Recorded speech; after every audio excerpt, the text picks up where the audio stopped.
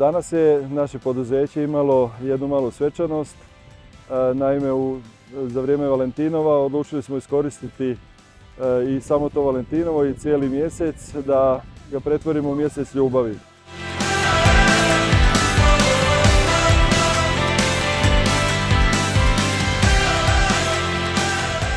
Naši dragi kupci i pratitelji koji su na društvenim mrežama označili svoje prijatelje, svoje ljubavi, izrazili na taj način privrženost ili ljubav prema nekoj osobi, bilo da je to supruga ili cura, dečko, unuk, unuka, djed, baka.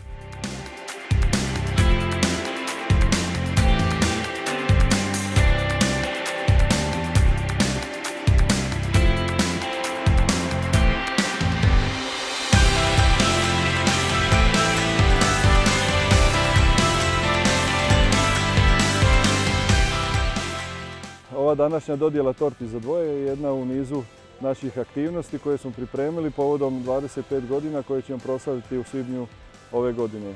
To je 25 godina naše firme, 25 godina našeg poslovanja, 25 godina u kojem naša obitelj živi za ovaj posao.